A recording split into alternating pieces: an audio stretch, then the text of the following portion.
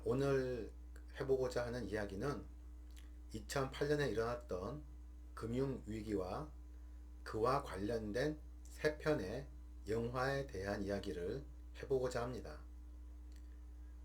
그 세 편에 대한 영화를 말하자면 일단은 2008년에 일어났던 금융위기의 그 진행 과정을 조금 알면은 영화를 보기가 좀 편한 부분이 있죠. 그래서 간단하게나마 잠깐 설명을 좀 해보도록 하겠습니다. 우선 주택 경기가 살아나면서 미국의 이야기입니다. 주택 경기가 살아나면서 많은 그 소비자들이 주택을 더 보다 구입하려고 하게 되었죠. 그래서 은행으로부터 돈을 빌립니다. 그 과정이 대출 소비자와 은행 사이에 그 대출 약정이 되겠죠. 자, 그러면은 소비자는 은행으로 돈을 빌려주시오라는 요구를 하게 되고, 은행은 거기에 대해서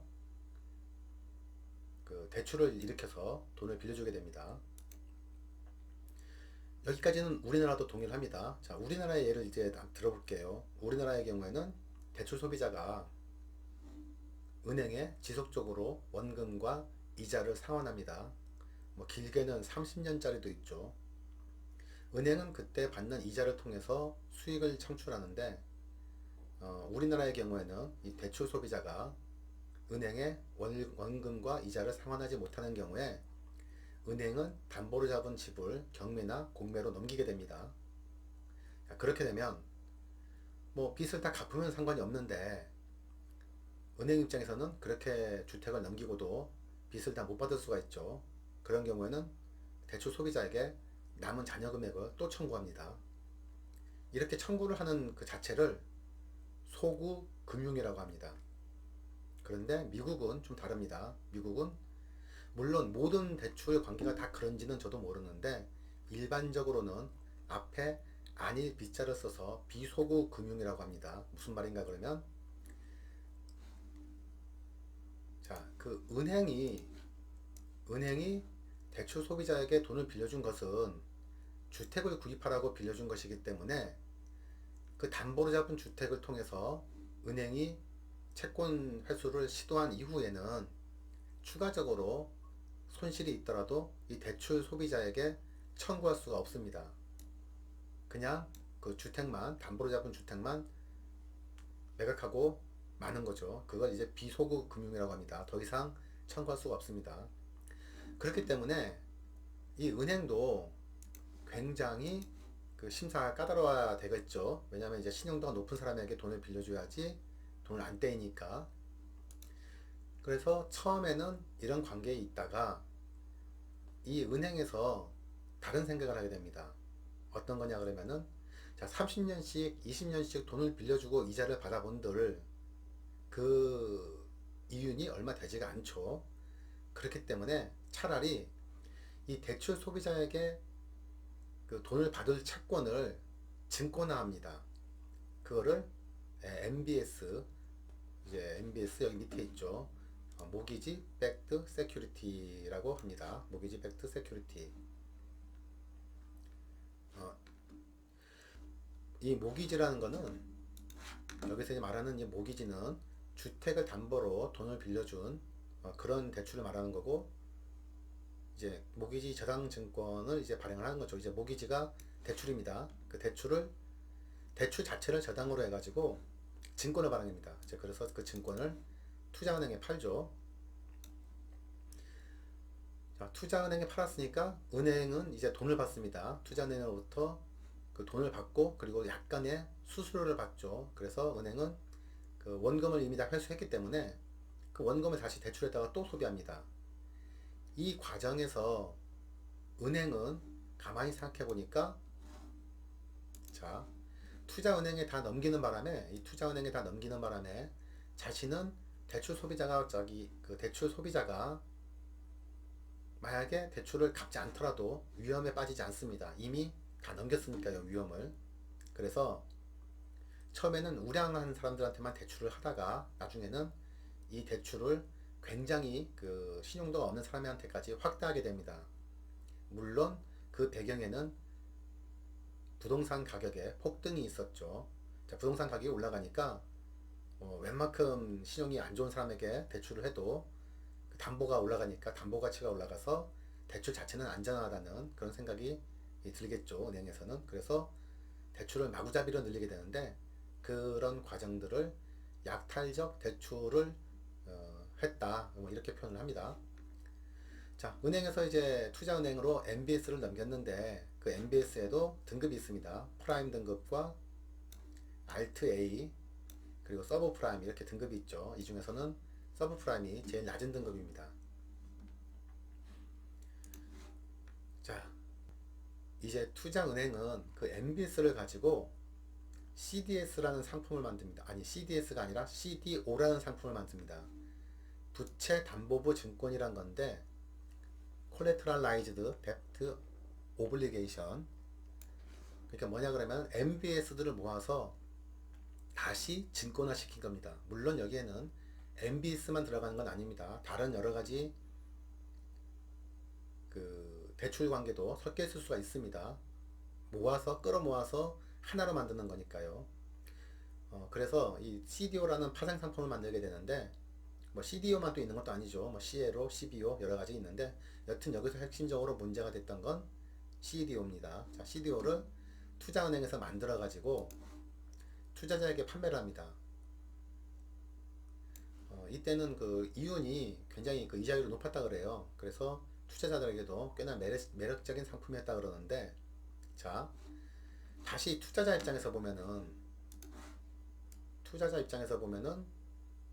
이 상품의 위험도를 측정해야 됩니다. 이 사람이 어떤 걸 팔았는지 지금 모르죠. 투자은행이 뭘 팔았길래 이렇게 이윤이 좋은가. 근데 가장 근원이 되는 그 상품의 근원을 따라가다 보면은 서브프라임 등급이라는 게 걸립니다. 그렇기 때문에 서브프라임 등급을 MBS로 만들고 MBS를 CDO로 만들어 본들 그 뭐 원리상 약간의 신용도 상승은 있을 수 있겠지만 원론적으로는 불안한 대출임에는 틀림이 없습니다. 그렇기 때문에 이런 투자자들이 그 신용평가 회사의 평가를 이제 믿고 상품을 구입해야 하는데 신용평가 글자가 틀렸네요. 신용평가 회사입니다. 신용평가 회사에서는 이 금융상품을 뭐 약간 좀 이게 왜 그러냐면 신용평가 회사가 이 투자 상품이 자기가 평가한 상품이 부실하더라도 책임을 안 집니다. 그렇기 때문에 그렇게 굉장히 크리티컬하게 그 심사를 하지 않았던 걸로 그 나옵니다. 물론 그 정도만 가지고서 투자자가 그 유인될 요소가 좀 적죠. 그래서 투자은행은 보증기관을 끌어듭니다.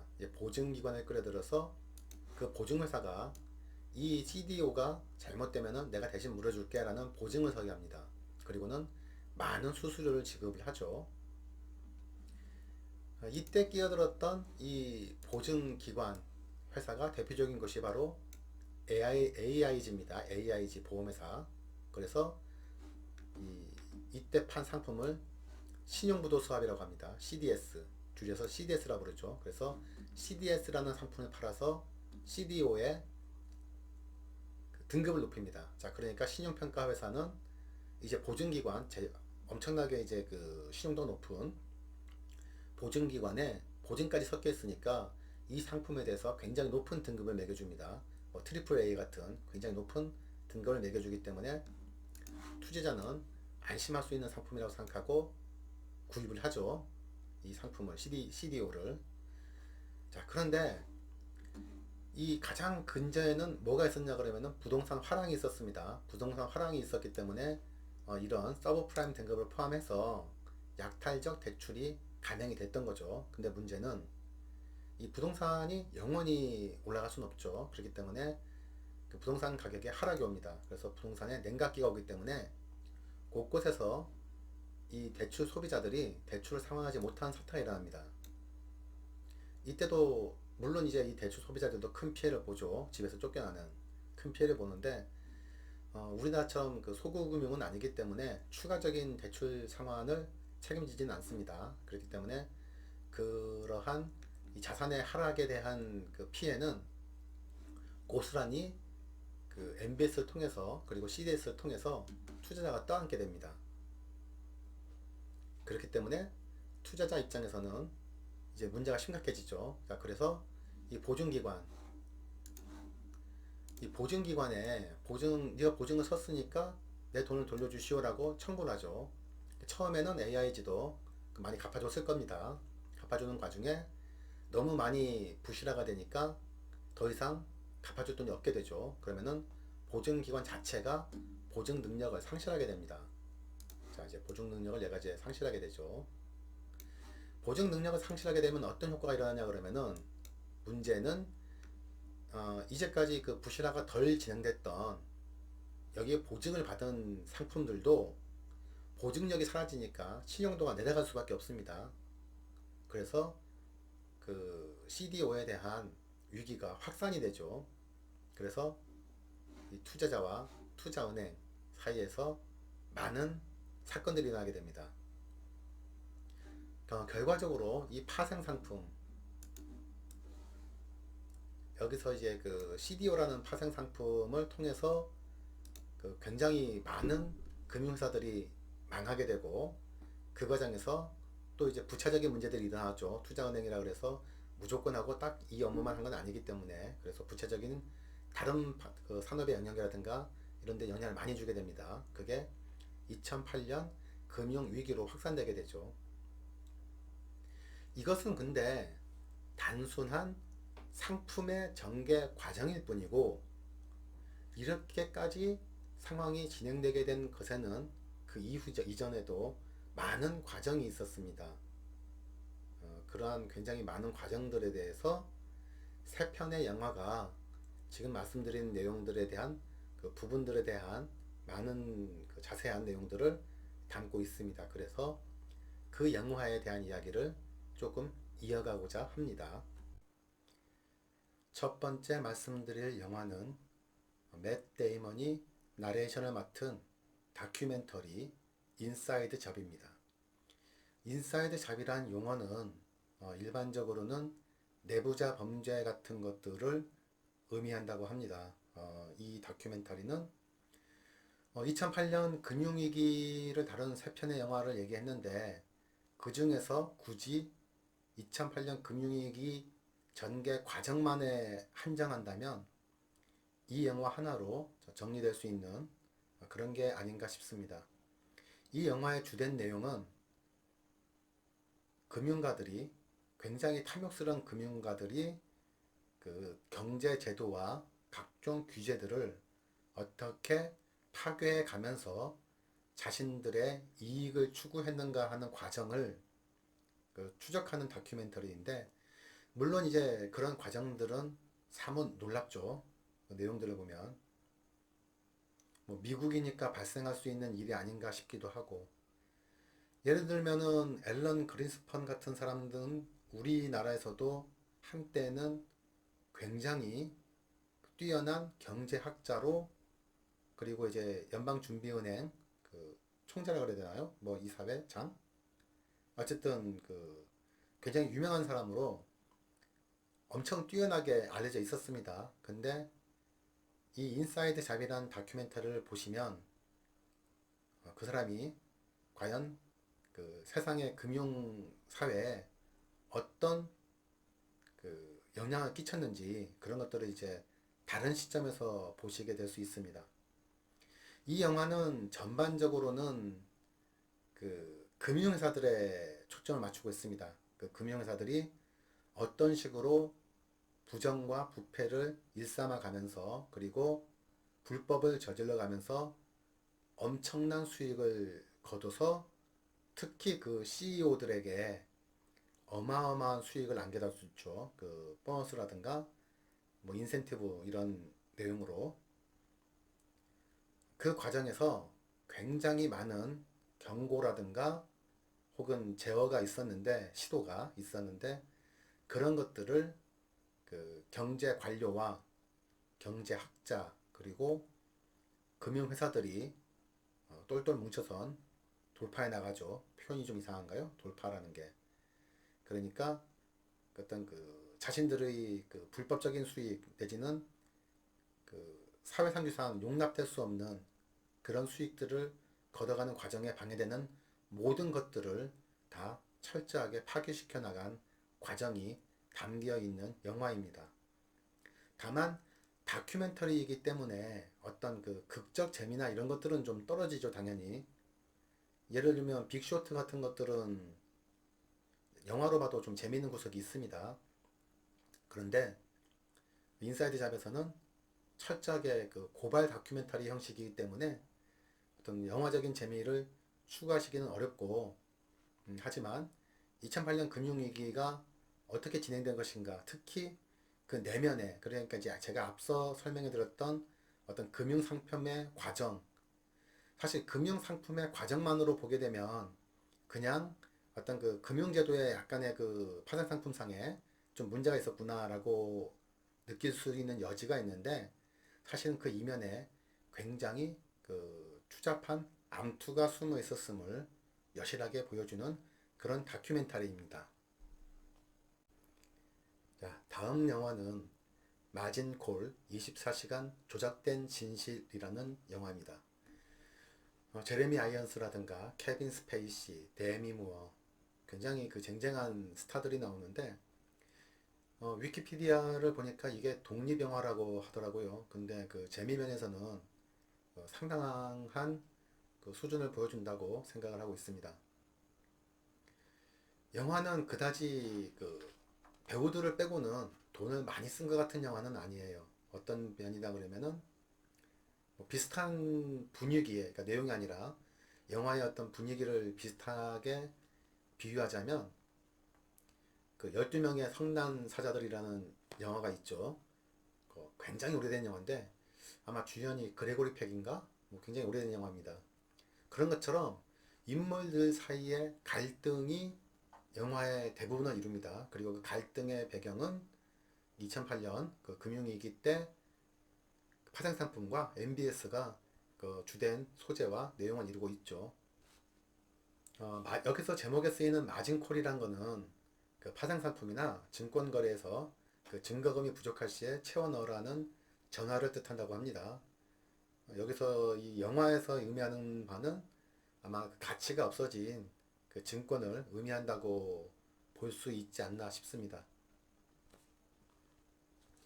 영화의 내용은 뭐 간단합니다. 이게 영화의 소재가 되는, 그러니까 영화의 배경이 되는 것은 그 금융투자회사죠. 금융투자회사에서 MBS를 그 중개하는 주로 아마 그런 걸로 보이는데 MBS를 중개하는 듯이 보입니다. 물론 이제 그 패키징도 하고 파생 상품도 다루죠. 그 회사에서 어떤 사람이 MBS의 그 자산 가격의 그 25% 정도가 이제 하락하면 그 파생 상품에서 발생하는 손실이 회사의 자산 가치를 넘어간다는 걸 알게 됩니다. 그리고 이미 몇 차례 그런 그 자산 가격 하락이 발생한 적이 있다라는 것도 알게 되죠. 그 과정에서 이 회사는 나름대로 그 시장에 위치한 그 회사들 중에서는 이런 상황을 거의 최초로 일찍 알아낸 회사가 됩니다. 그러다 보니까 그 여기 모인 사람들은 이제 자신들을 위한, 오로지 자신들만을 위한 최선이자 최악의 선택을 하죠. 자신들이 갖고 있는 모든 증권들을 가급적이면 비싼 값에 팔아넘기게 됩니다. 근데 그 과정에 다다르는, 물론 이제 여기에는 여러 가지 사람들이 있기 때문에 그 사람들 중에는 뭐 조금이나마 정의로운 사람도 있을 것이고 또 조금이나마 그 악당 같은 사람들도 있을 수 있는데, 그 여러 가지 인간 군상들이 결국에는 돈이라는 공통 요소에 묶여서 한 방향으로 치달아가는 어떤 그런 내용인데, 영화 자체의 재미만으로도 저는 상당히 재밌다고 느꼈습니다.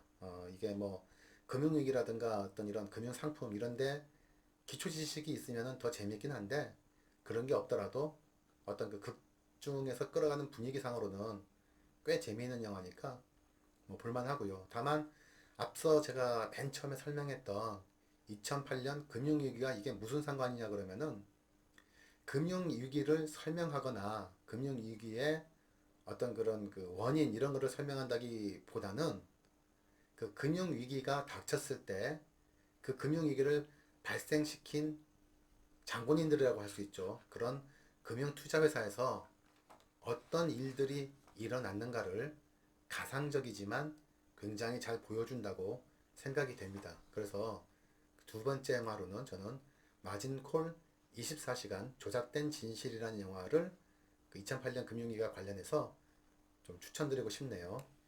자, 그리고 다음 영화는 세 번째 마지막 영화입니다. 자, 세 번째 영화는 빅쇼트입니다. 앞서 말씀드린 영화 두 가지를 다 포함해서도 가장 최근작이죠. 물론 한 몇 년 지났습니다만.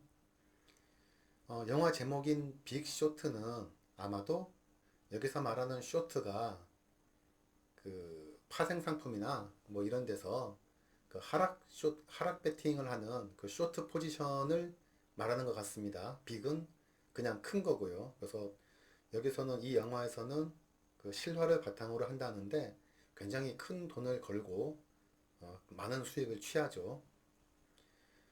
이 영화는 앞서 말씀드린 두 가지 영화에 대비하면 영화적으로는 가장 재미있습니다. 물론 이제 제 기준입니다만 가장 재미있고 여기서는 주된 내용은 그겁니다. 어떤 그 주인공들이 이러한 금융상품 CDO라든가 뭐 CDO 스퀘어라든가 뭐 이런 부분들이 결국에는 잘못될 것이다. 금융위기는 일어날 것이다 라고 판단을 하고 거기에 걸게 되죠. 그래서는 금융회사를 찾아가서 이 CDO가 잘못되는 것에 그 거는 상품을 만들어 달라고 이야기를 합니다. 그리고는 막대한 금액을 수수료로 계속 지불을 하죠.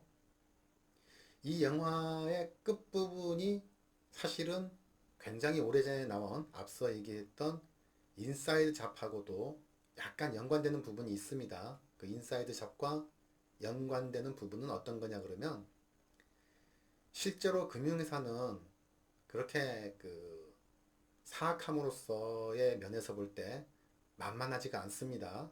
굉장히 강적이죠.